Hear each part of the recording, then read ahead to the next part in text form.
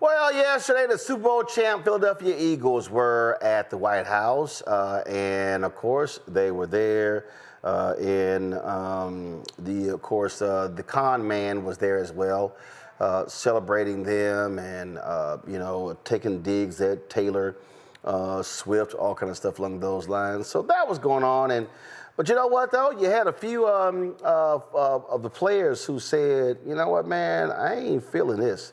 And they didn't show up. They did not show up to the event. This here's a list of 15 Eagles players who did not show up: Jalen Hurts, A.J. Brown, Devonta Smith, Darius Slay, Brandon Graham, Jalen Carter, Jordan Davis, Josh Sweat, Zach Bond, Nakobe Dean, Nolan Smith, Isaiah Rodgers, Jalix Hunt. And I say, great. I appreciate them having enough sense not to show up because they weren't having any of that. Oh, but Lord, guess who was just feeling himself, just having a ball? And that is Saquon Barkley. Oh, my goodness, y'all. In fact, he was just having such a good little old time. He was on the White House lawn, just sitting here. Just having a ball, running routes with Ivanka's child, and they were just sitting here living it up. And so Saquon was just so happy, and give me 1 second, I'm going to pull this up. He was just so happy just to be there, and let's see here. Here's a little video here of running routes, and Saquon was just enjoying himself, y'all, just having a time of his life. On the White House lawn, and that was he took a little hit because he was. Let me go ahead and pull this up, y'all, so y'all can just see this here because, he flew from Philadelphia on Air Force One with Trump, and man, he was just so excited, just so happy to be in the presence with Trump, and look at him just enjoying himself and. Man, I'm here with Daddy Trump. I'm here with Daddy Trump. So that was Saquon, and them getting on Air Force One, and again, he's all happy. And then they took a photo in the Oval Office, and folk were talking about that and everything, and just how wonderful it was, and how it was just great to be there, all smiles and everything like that. But he also released a tweet because a few folks had some things to say. So matter of fact, hold on before we do that. So here's Saquon and Trump with the Make America Great Hat Again. Just Saquon, just excited to be next to the orange man. He just excited. So this is what he posted. But that wasn't the thing that got folk a little riled up. So Saquon saw people were saying, he posted this tweet, LOL, some people are really upset because I played golf and flew to the White House with the president. We need some grammar. Okay, maybe I just respect the office. Not a hard concept to understand. Just golfed with Obama not too long ago and look forward to finishing my round with Trump. Now you get out of my mentions with all this politics and have an amazing day. I think you've been having an amazing day. So don't y'all find it interesting when somebody say, get out of my mentions with all this politics, when you the one kissing Trump's ass? You're the one going to the White House and how wonderful and great it is. And so go back to his statement. I love this line, maybe I just respect the office. Not a hard concept to understand. See, I find that line to be interesting, Saquon, because you say you respect the office, but you are hanging out, slapping backs with, and having yourself a grand little time with somebody who didn't respect the office. Remember January 6th? Remember January 6th? Remember what was happening January 6th? Remember we saw all of the protests going on? Remember we saw the beating of cops? Remember we saw then with the mace and all that? Remember all that? I mean, I'm sorry. You know what? Maybe Saquon was busy studying his playbook. Maybe that was happening. Maybe he missed, like, you know, these images right here. Oh, you know what? Oh, that's right, respecting the office. How about respecting the office when you claim that your election was rigged when everybody else didn't say that? How about that? How about this, Saquon? He was impeached twice. How about him being a massive liar? Does he respect the office with his treatment of women? Does he respect the office with his anti-black agenda? Please, Saquon, let us know how you feel. So, y'all, this is the problem when you have these grossly uninformed athletes. It ain't just him. Did y'all see the article? Did y'all see the article? Terrence Howard. Terrence Howard, y'all, this gonna make y'all crack up laughing.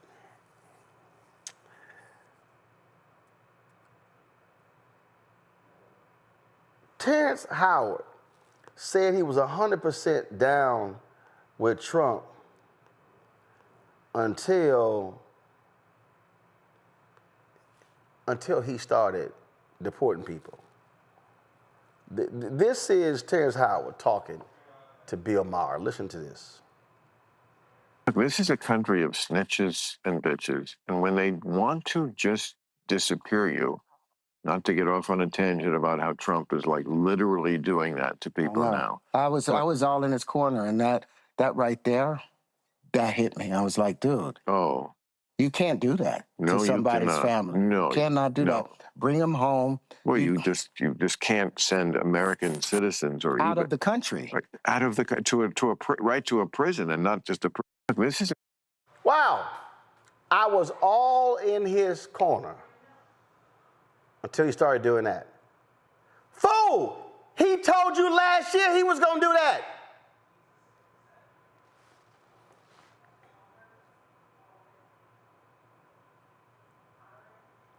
Saquon Barkley and Terrence Howard, utter embarrassment. Utter embarrassment. Ill-informed, don't understand the issues. I mean, y'all don't see me and say nothing about me. Y'all don't be mad at me. I mean, don't come talk politics on my feed, because I had a good time with Master Trump. I had a great time with Master Trump. I got to run around the garden with his grandkids, and I got to hug on his daughter, Ivanka. Ooh, it was great. Then you had that dumbass other Philadelphia player who said, ooh, I saw Ivanka. She's so beautiful. She's my type. Boy, do you need glasses? Did your contacts fog up? Oh, y'all, these black men are an absolute embarrassment. I mean, just embarrassing. Look at this fool, Eli Ricks. Donald Trump's daughter is beautiful. Damn. After seeing her in person, Ivanka is exactly my type.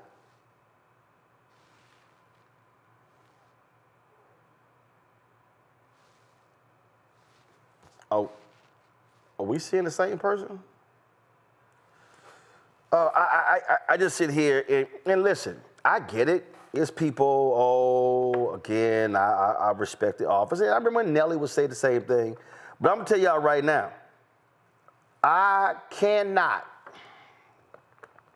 roll with somebody who constantly disrespects the office and then say that I should respect the office. Larry, when I was showing some of that, you almost came out your skin. Go on right ahead.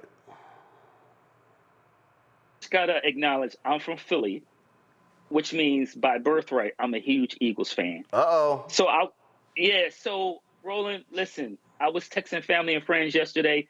because Saquon was getting cooked after helping my squad win a Super Bowl. But he's in the sunken place, brother. I don't know how else. I don't know what else to say about it. But you know what? If you follow Saquon's career, I follow him since high school. But if you followed him, for those out there, you're not surprised he said what he said.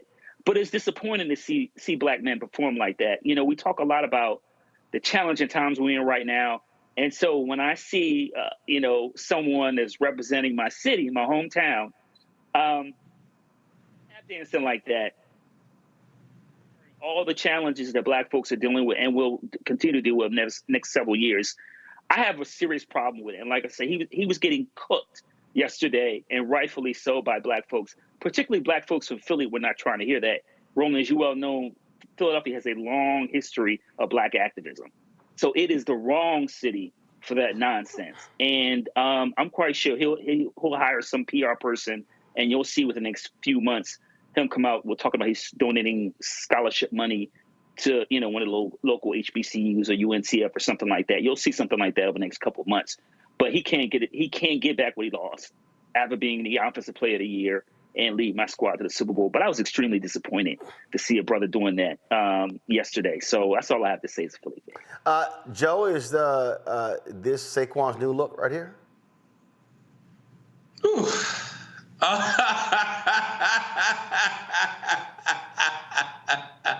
Oh, boy. And, to remember what the character did in that movie was kind of crazy. So it's kind of one of those, if you know things. Go back and watch it, Jordan Peele's film, if you need to. But I think the problem here is that there's people such as Saquon in this particular situation.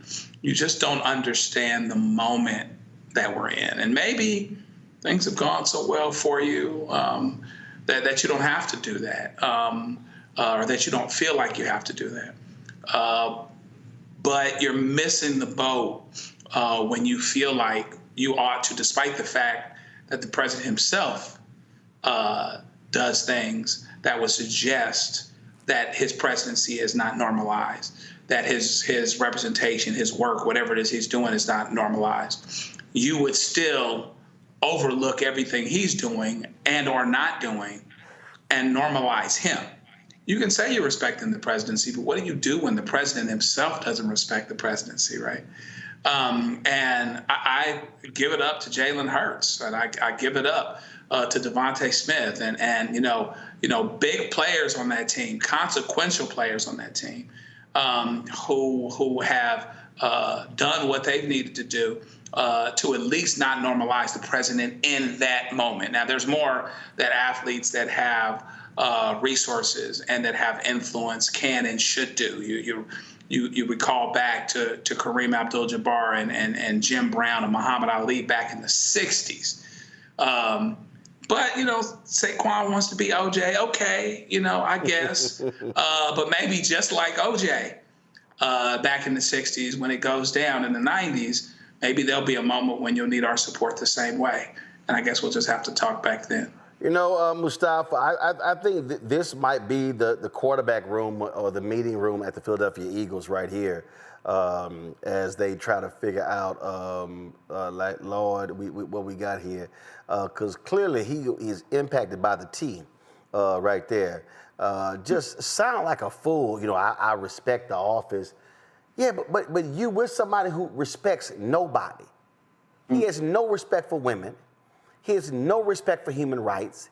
He has no respect for the law. And he's absolutely anti-black.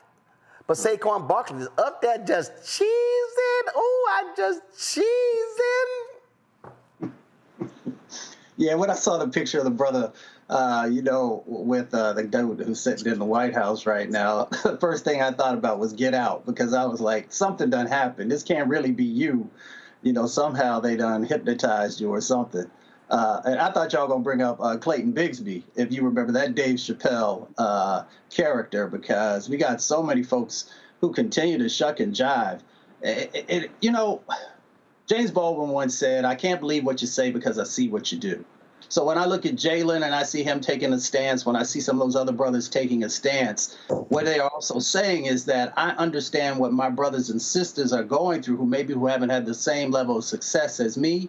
When you have an administration, as you said, Roland, that is anti-Black, there's no way of getting around that. When you put out executive orders almost on a daily basis and you make sure that you have language in there, not just talking about DEI, but talking about quotas and having all this misinformation and disinformation inside of them, that makes it sound like you all have done something significant for Black folks. And now they got to find a way to pull it back, knowing that in your first administration, you did absolutely nothing for Black folks. People will look at a little bit around some of the things they did about getting some folks out of prison and a little bit of dollars that they gave the HBCUs. But when you add that up next to, all of the things that you have now stripped away, your whole administration is about erasure of Black folks.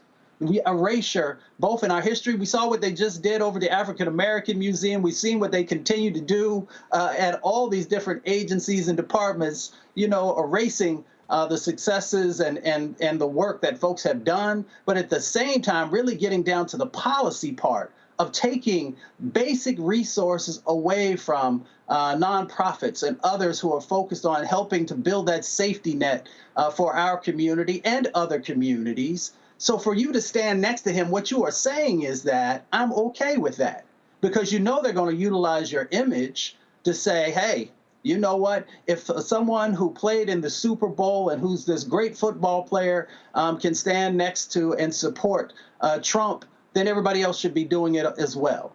And what it's also saying is that those sets of actions that his administration has done.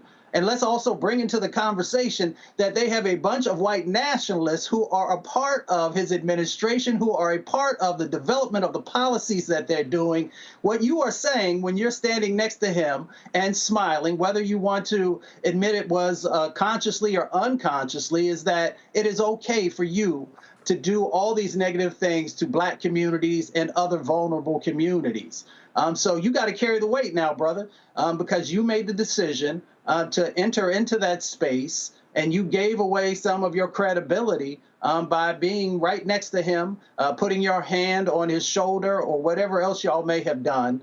You've got to remember that our community should have demands, both of ourselves and of those who have been blessed to be in spaces and places that other folks aren't. Last thing I'll say is, because I don't just talk about stuff without actually living it myself. There have been administrations, Democratic administrations, who have invited me to the White House, and because they were doing things at that time that I felt were detrimental to our communities, I said I can't come.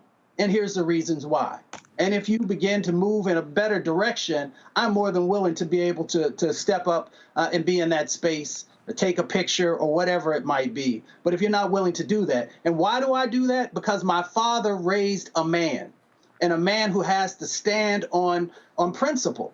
So, I'm sure this brother has done all kinds of other amazing things, and I hope he just has this moment as an ability to reflect and to say that, we don't represent everybody inside of our communities, but often when we are in front of cameras, we are what people see. So what we do matters. And of course, Donald Trump stood there and lied. He lied. He told his story about how he called the New York Giants, told them, oh, don't get rid of Barkley. Go to my iPad. Giants denied Donald Trump's claim he told team to keep Saquon Barkley. We had no conversations with him. The team says there were no conversations between them and that fool. Just a liar. That's all he is. He's a liar, Larry. He's a liar. So Saquon Barkley, you are cool with rolling with a liar. And we all know he's a liar. Yeah, it's like when it's like joining a group of con men, and you're surprised you end up in jail. He's really ruined his credibility. And even Roland, you talk about that story. I saw that yesterday when he made the comment, and then you said the show that the Giants said it wasn't true. But this is one of a lot of things that are not true that have happened during in the first 100 days of this presidency. We saw that a few years ago, and we'll see that for the next 100 days and next 100 days after that. A lot of statements that are not true. And once again, Saquon Barkley is basically, connecting himself with someone who's a hustler and a liar. Hello, I'm Isaac Hayes III, founder and CEO of Fanbase. Listen to what I'm about to tell you. The window to invest in Fanbase is closing. We've raised over $10.6 million of our $17 million goal. That means there's room for less than 6,370 people to invest in Fanbase for the average amount. The minimum to invest in Fanbase right now is $399. That makes you an owner in Fanbase today. Go to startengine.com/fanbase to invest. Why? Because current social apps have taken advantage of users for far too long, with content suppression, shadow banning, harmful racist content, and no real tools for monetization and equity. Fanbase has over 1.4 million users and counting, allowing anyone to reach all their following and monetize their content from day one. Social media is the new TV, and whoever owns the apps that distribute that content have the opportunity to own potential billion-dollar companies. While big platforms with uncertain futures are failing to serve their users, Fanbase is stepping up to fill the gap. Don't wait until it's too late. Invest now, invest for yourself and your future. Go to startengine.com/fanbase and own the next generation of social media.